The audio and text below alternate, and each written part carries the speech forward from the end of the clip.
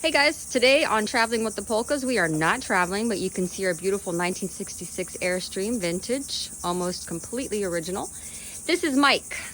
Mike is going to show you guys a great hack for a 2009 or other model year Mini Cooper. This is our daughter's Mini, and it has been having some transmission issues, so he's taken out the transmission, CV joint, serpentine belt, etc. So he has discovered a hack. Michael, share. It's a 2006. And Close anyway, enough. This is going to be a really quick video on how to detension the belt tensioner. I had to replace the belt and I had to detension it. I didn't want to buy a tool. I couldn't figure out how to do it from above. So if you come around here, I figured out how to do it from below. And Very you can exciting. do this with 4 simple things everybody has in their house: a board, electrical tape, sandpaper, and a floor jack. Maybe you don't have a floor jack, but if you work on cars, you probably do. Go ahead. It's 26 from the top down to here by 2.5 wide by 3/4.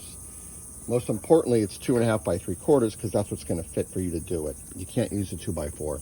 Okay. The top is at a little bit of an angle. I don't know how many degrees that is. I just kind of eyeballed it. The point is that mimics the angle of the tensioner when you look at it. Okay, show us the tensioner, please.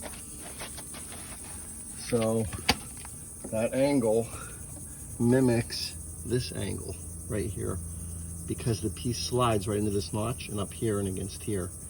So it just, that way when you drop it down on your jack, it sits on your jack nice and level and it pushes the pulley up no problem. Here it is set up. I cut the board to 26 by 2.5. This is oak, it's a little more rigid. And if you come up on the top, you can see down in there where it meets the end of the tensioner. See, so that foot of my board, which is cut at an angle to match the bottom of the tensioner, fits right in on the tensioner. There's a little, come under here. Oh, that's a much better view. There's a little slot right there. Okay. The end of the board rests up against there, and the rest of the board sits in front of it. Once the board's square, and it's behind this piece here and away from this belt, that's why it's 2.5 by 3/4. I'm going to raise it a little bit. Watch the action at the top. Wait 1 second. I just want to make sure everybody can see there's a belt behind the piece of oak, and there's a piece of whatever the heck that is there. You car guys will know. So I'm going to raise it just a little bit. You'll see. See moving? What are we watching that's moving? The tensioner. Watch. Okay. There you go. See Yeah. that? All right. So that's how it works. And you can go up as far as you want. I just held my hand against it so it wouldn't pop out, but really didn't move anywhere.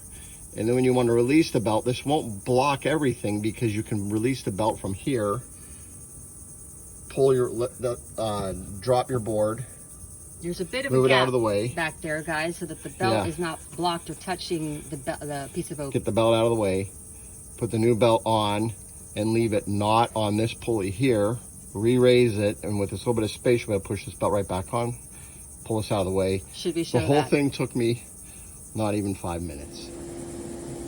Okay, here it is with the crash tube installed, which shows you that the board can fit in behind the crash tube. So you don't need to go to service mode on this thing in order to use this trick. You can do it with the car fully assembled.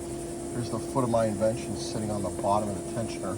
Go ahead, babe, raise it a little bit just to show them. There you go.